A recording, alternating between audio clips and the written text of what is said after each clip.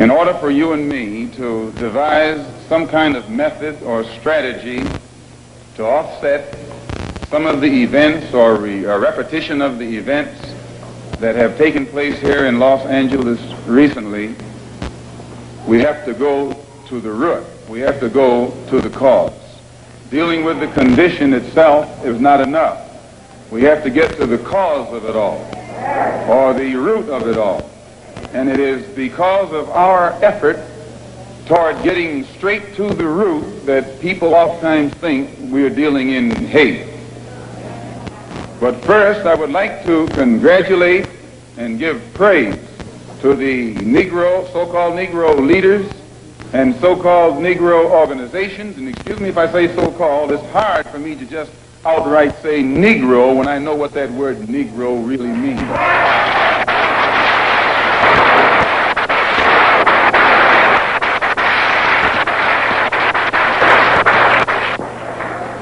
The person whom you have come to know as Ronald Stokes, we know him as Brother Ronald, one of the most religious persons who displayed the highest form of morals of any black person anywhere on this earth.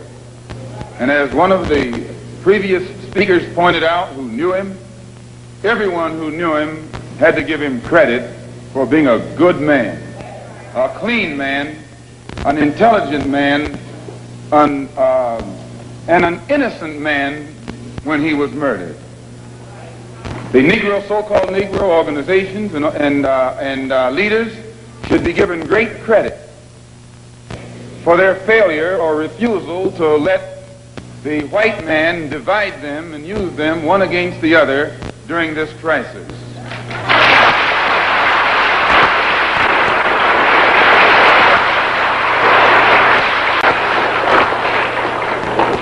The Negro, so-called Negro leaders and organizations should be praised. They should be congratulated. They should be complimented. Because out of all of them combined, the white man has not yet found one who will play the role of Uncle Tom.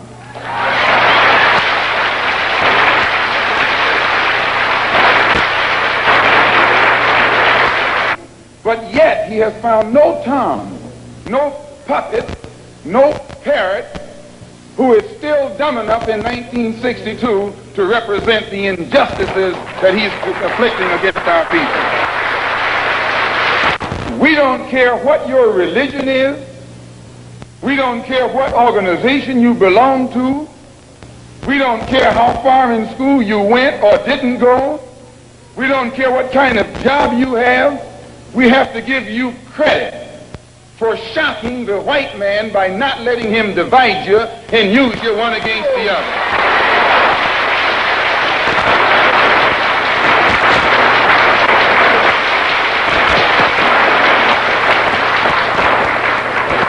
In the past, the greatest weapon the white man has had has been his ability to divide and conquer.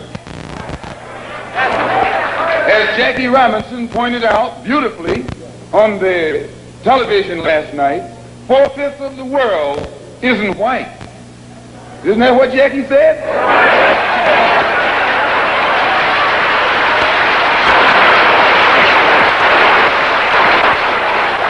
And if 4/5 of the world is dark, how is it possible for 1/5 to rule, oppress, exploit, dominate, and brutalize the 4/5 who are in the majority? How do they do it?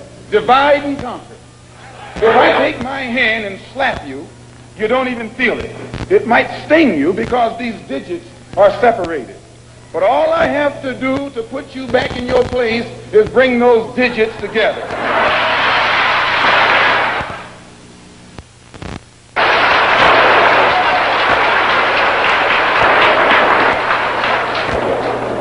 This is what the white man has done to you and me. He has divided us and used us one against the other. But today, thanks to Allah, you can say thanks to God or thanks to Jesus or thanks to Jehovah, whatever you want.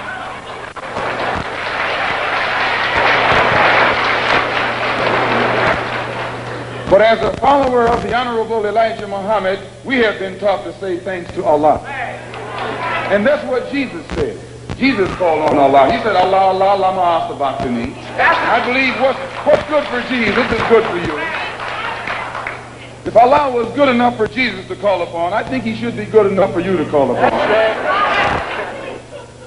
Since the so-called Negro community has shocked the white man by resisting all efforts to divide us, I think that you and I should continue to shock him by staying and working together in unity.